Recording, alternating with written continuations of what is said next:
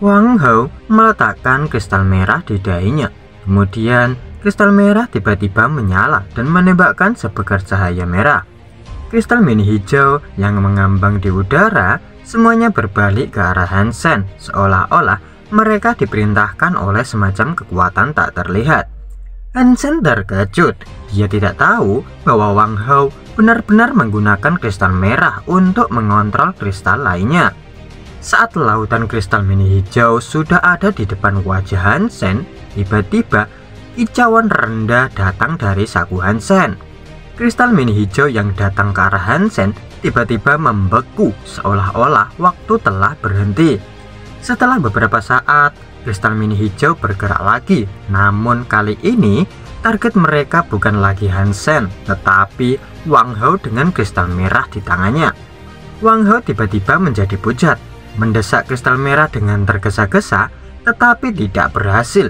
Kristal mini hijau benar-benar di luar kendali dan menutupi tubuhnya secara instan. Ah, tidak!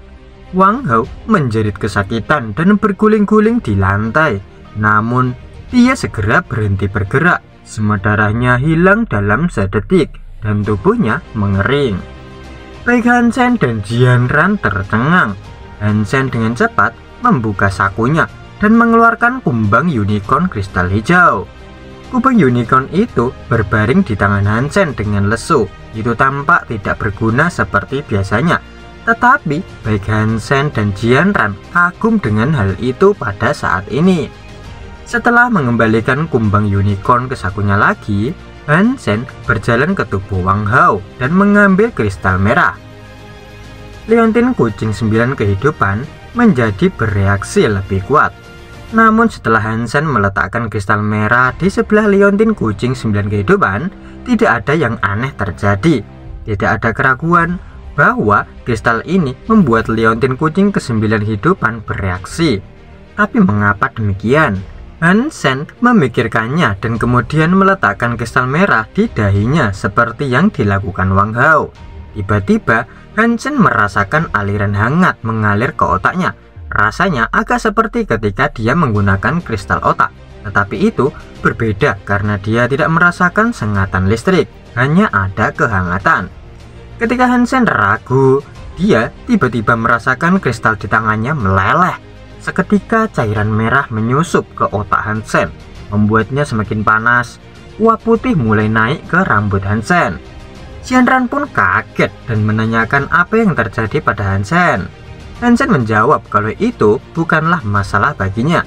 Selain kristal merah yang dibawa Wang Hao, Han Sen juga menemukan sebuah kartu merah berlogo mirip liontinnya. Anehnya, hanya Wang Hao saja yang mempunyainya, sedangkan Li Mingtan tidak mempunyainya. Membawa kumbang unicorn, Han Sen menemukan kristal lain tidak berani mendekati mereka sama sekali. Kubus Rubik, kristal simulasi, dan kristal parasit semuanya akan membeku setiap kali kumbang unicorn mendekat. Tidak ada yang akan menyerang mereka. Beberapa saat kemudian di kapal perang Dabney, duduk di tempat tidurnya, Han Sen sedang membaca buku teknik seni Dongsuan dengan bantuan batu kristal yang masuk dalam pikirannya. Ketika dia menemukan kumbang kristal berkelahi dengan kaki meja, mencoba menjatuhkannya dengan tanduknya, kembali. Meskipun Han Sen tahu kumbang kristal tidak dapat memahaminya, dia terlalu malas untuk bangun dari tempat tidur. Jadi, dia berteriak pada kumbang itu lagi. Kumbang kristal tidak memperdulikannya. Namun, tubuhnya tiba-tiba ditangkap oleh sesuatu dan mulai melayang ke arah Han Sen. Han Sen menatap kumbang kristal dengan heran. Saat dia mengubah pikirannya, kumbang kristal tiba-tiba kehilangan dukungan dan jatuh dari udara. Han Sen benar-benar terkejut. Dia mencoba memusatkan pikirannya lagi pada kumbang kristal. Dan segera kumbang itu melayang lagi, terbang dengan goyah ke arahnya. Han Sen menangkap kumbang kristal dengan tangannya dan merasa sangat gembira. Kemudian, dia mencoba memusatkan perhatiannya pada benda lain yang lebih kecil, seperti cangkir. Awalnya, Han Sen sangat bersemangat, namun kemudian dia menemukan bahwa kemampuan ini hampir tidak berguna. Persyaratan jaraknya ketat dan kekuatannya sebenarnya yang bisa dia gunakan terlalu lemah. Itu hampir mustahil untuk digunakan dalam pertarungan. Setelah membaca teknik seni Dong Xuan, dia ingin tidak sabar menguji teknik itu. Namun karena baru-baru ini baru ada masalah di kapal perang Daphne, Hansen tidak diperbolehkan keluar ke platform gladiator. Jadi satu-satunya jalan yaitu pergi ke tempat Jian Ran, meminjam peralatannya untuk berlatih. Hansen memilih pertandingan acak dan segera dicocokkan dengan seorang kapten. Hansen memeriksa lawannya dan menemukan itu adalah seorang wanita jangkung yang telah menggunakan fungsi pengaburan wajah. ID-nya adalah Mrs. Parfum. Pada saat yang sama, di stasiun teleportasi planet Roka, Hin Xuan juga menggunakan pelatihan holografik untuk masuk ke camp virtual. Dan nama ID-nya adalah Mrs. Parfum. Memeriksa nama ID lawannya, Hin Xuan terkejut karena nama itu menjadi cukup terkenal di kalangan tentara setelah video Seven Kills dirilis. Saat dicek statusnya, Hin Xuan melihat kalau lawannya hanya seorang pemula dengan riwayat pertandingan tidak kalah tapi juga tidak menang. Melihat lawannya hanya seorang pemula, Hin Xuan tidak terlalu memperhatikannya.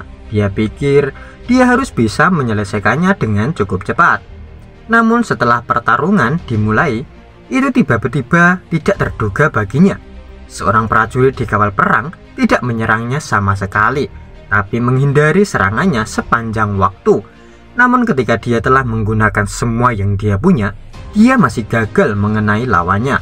Selain itu, yang membuatnya cemas, dia dipaksa menemui jalan buntu oleh lawannya tanpa dia sadari. Jelas, lawannya bisa saja mengakhiri pertarungan dengan satu gerakan, tapi dia tidak memilih untuk melakukan itu. Bermain-main dengannya hanyalah penghinaan bagi Hin Xuan. Kamu akan menyesali ini. Hin Xuan menggigit bibirnya, kesal. Dia kemudian menggunakan Atomic Vision dan seni hipergen yang disebut Thunder Knife, yang baru dia pelajari sebagai seorang evolver. Meski namanya pisau guntur, itu bukanlah skill pisau, melainkan sebuah seni hipergen yang bisa mengubah sel-sel tubuh di tangan seseorang, terutama bagian ujung tangannya, menjadikannya setajam pisau, menghancurkan segala sesuatu yang menghalangi jalannya. Tangannya menebas seperti guntur. Hin Xuan sangat cepat, memberi tekanan besar pada Hansen.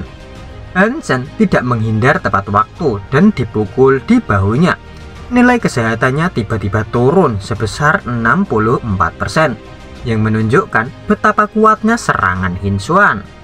Meskipun itu bukan bagian vital yang terluka, Hansen masih kehilangan lebih dari setengah kesehatannya dalam satu serangan.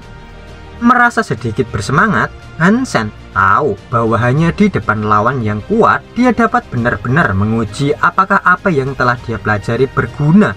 Karena itu, semakin kuat lawannya, semakin bahagia dia.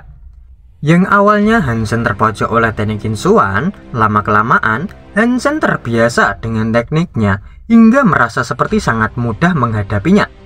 Saat Hansen bersemangat, dia menemukan lawan yang telah berhenti menyerang.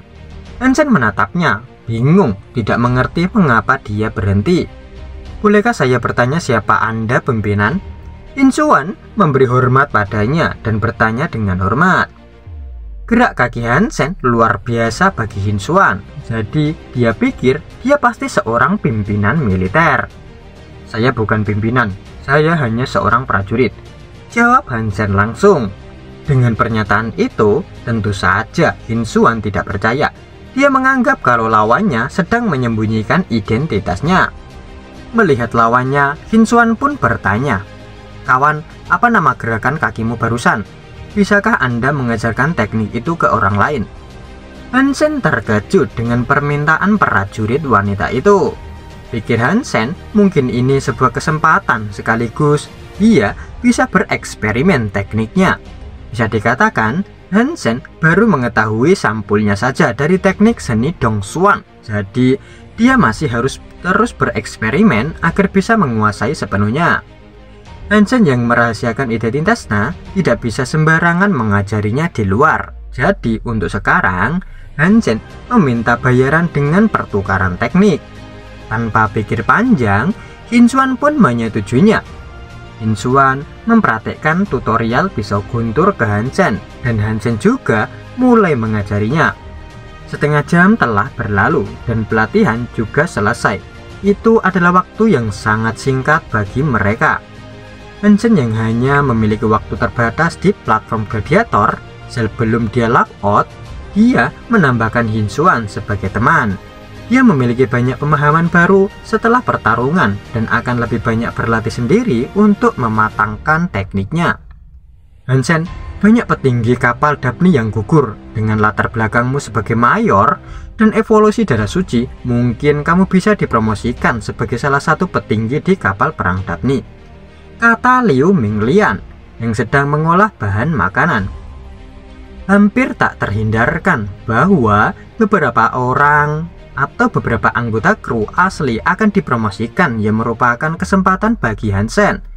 Jika dia bisa menjadi pimpinan regu dari departemen yang tidak terlalu sibuk seperti tim perang, dia akan dapat memiliki lebih banyak waktu untuk belajar atau pergi ke tempat suaka dewa.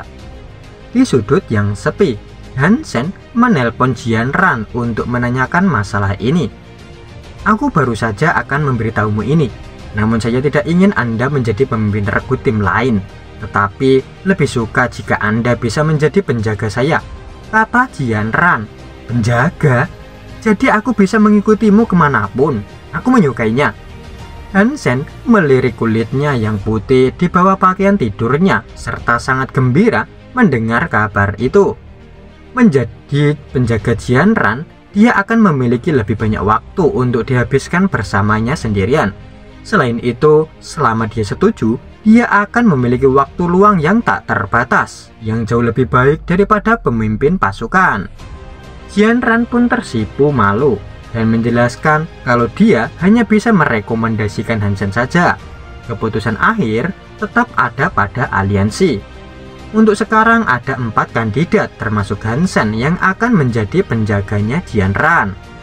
Keduanya bukanlah tandingan Hansen, namun salah satunya adalah seorang mayor seperti Hansen dan veteran militer. Dia hampir selalu berada di antara 3 teratas evolusioner militer. Sementara Wang Hao bahkan tidak berada di peringkat 100 teratas. Setelah kapal perang Daphne sampai di aliansi, segera mungkin Hansen pergi ke tempat suaka dewa untuk meningkatkan poin kebugarannya.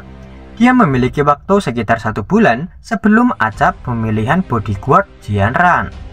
Entah bagaimana caranya, Hansen harus bisa menembus pertahanan teknik tubuh super diamond dengan poin kebugaran sekitar 120. Markas Goddess Legion. Zhu Ting yang sudah lama menguasai trading cloth, karena Hansen absen dari suaka dewa untuk waktu yang lama, itu adalah kesempatan pertama Zhu Ting bisa memberikan seni hipergen kepadanya. Setelah menerima trading code, Hansen pergi berburu. Dia masih meminta Zero untuk tinggal di Goddess Legion. Hansen pergi jauh ke dalam gletser dan pegunungan salju sendirian. Dalam perjalanannya, Hansen hampir melaju dengan kecepatan penuh dan melewati semua makhluk yang dilihatnya. Dia ingin membunuh makhluk yang sangat kecil sehingga mereka bisa habis dalam 1 atau 2 hari untuk meningkatkan poin gennya dengan cepat. Setelah melakukan perjalanan 2 hingga 3 hari di gletser dan pegunungan salju, Hansen akhirnya melihat makhluk yang lebih kecil yang belum pernah dia makan sebelumnya. Itu adalah makhluk seukuran kucing. Itu tampak seperti musang yang ditutupi bulu ungu mengkilap, memakan buah merah yang tumbuh di semak-semak di kaki gunung salju. Ketika Hansen masih 30 meter dari musang ungu, tiba-tiba musang itu menyadarinya dan meliriknya dengan mata ungu. Musang itu tidak takut tetapi melemparkan dirinya ke Hansen dengan ganas. Seketika, jantung Hansen berdetak kencang. Kecepatan musang itu sangat cepat dan datang ke wajah Hansen hanya dalam beberapa saat. Makhluk berdarah suci! Menggunakan mantra bidat dan overload, Hansen melangkah untuk menghindari serangan musang ungu. Pada saat yang sama, dia meninju tubuh kecil musang ungu. Di udara, musang ungu memutar tubuhnya dalam sudut yang luar biasa dan menghindari pukulan Hansen serta terus bergerak menyerang Hansen. Hansen yang tidak punya waktu untuk bergerak, tubuhnya tergores oleh musang. Kekuatan makhluk itu benar-benar di luar imajinasi Hansen. Yang lebih parah adalah kulitnya yang tergores mulai mengeluarkan darah berwarna ungu. Jelas itu adalah racun. Berkat jet skin yang dipelajari Hansen, berangsur-angsur luka akibat racun bisa sembuh dengan sendirinya. Musang ungu yang sudah masuk dalam jarak jebakan teknik catur, segera Hansen mengaktifkan teknik Yin Yang Blast. Setelah semua energi sudah terpusat di tangannya, dengan satu pukulan, kekuatan Yin menembus tubuh musang ungu darah suci. Tubuhnya yang kecil terbang sejauh 15 meter dan jatuh setelah menghancurkan bongkahan besar gletser. Ketika Hansen hendak mengejarnya, tiba-tiba ia berguling-guling di tanah dan lari ke arah yang berlawanan. Jelas, musang ungu darah suci ini terluka parah, batuk darah dari waktu ke waktu dan melambat. Tidak mungkin Hansen melepaskannya. Dia dengan cepat berlari menuju musang ungu. Karena dia lebih lambat dari musang, dia tidak bisa menangkapnya untuk sementara waktu. Hansen awalnya mengira dia akan bisa membunuh musang ungu darah suci dalam waktu yang singkat.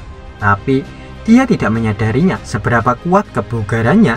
Setelah mengejar selama 4 hari 4 malam tanpa menutup mata, tiba-tiba suara notifikasi muncul di benaknya. Musang berkaki hantu makhluk berdarah suci terbunuh. Jiwa binatang dari musang berkaki hantu darah suci diperoleh. Makan dagingnya bisa mendapatkan 0 hingga 10 poin gen suci. Hansen telah mendengar suara yang sudah lama tidak terdengar. Pada saat yang sama, jiwa binatang dari musang berkaki hantu ditambah ke jiwanya.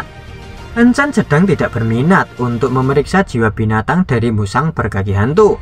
Segera dia duduk di atas salju dan kemudian berbaring. Setelah mengejar musang cakar hantu selama 4 hari 4 malam tanpa istirahat, Hansen sendiri terlalu lelah.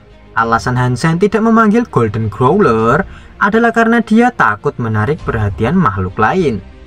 Hansen yang sudah berbaring lebih dari 2 jam, tubuhnya tetap masih merasakan sakit. Dia tidak ingin berdiri. Dia pun teringat dari awal dia berjuang sampai sekarang. Ternyata sudah melewati banyak hal. Namun ada 3 hal yang terus dia pegang sampai saat ini. Pertama, barang siapa yang bersungguh-sungguh, dia pasti berhasil. Kedua, siapa yang bersabar akan beruntung. Dan ketiga, siapa yang menanam akan menuai. Tidak lama, Hansen mendengar suara. "Hei teman, apakah kamu baik-baik saja? Anda tidak bisa tidur di sini. Bisa-bisa kamu mati kedinginan." Seorang wanita tinggi kekar mendekati Hansen yang berbaring di salju. Hansen memang terlalu lelah. Melihat dia tidak mencoba untuk mencuri tubuh musang di tanah, dia tahu dia tidak bermaksud menyakitinya. Jadi, dia tidak berdiri dan hanya berkata dengan santai, "Jangan pedulikan aku, saya tidak akan mati." Wanita itu mengerutkan kening, menarik Hansen dari salju dan meletakkannya di punggungnya. Dia mengangkat tubuh musang cakar hantu dengan tangannya yang lain dan berkata sambil berjalan, "Sangat lelah setelah membunuh hal sekecil ini. Laki-laki adalah makhluk yang tidak berguna. Turunkan aku bisa berjalan sendiri."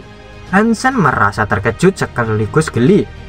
"Santai saja, saya akan membawa Anda kembali ke tempat penampungan secara gratis," kata wanita itu tanpa pikir panjang.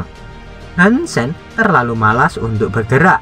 Setelah mendengar dari wanita itu bahwa ada tempat perlindungan manusia di dekatnya, dia memutuskan untuk beristirahat di punggungnya, membiarkannya membawa ke sisi lain gunung salju.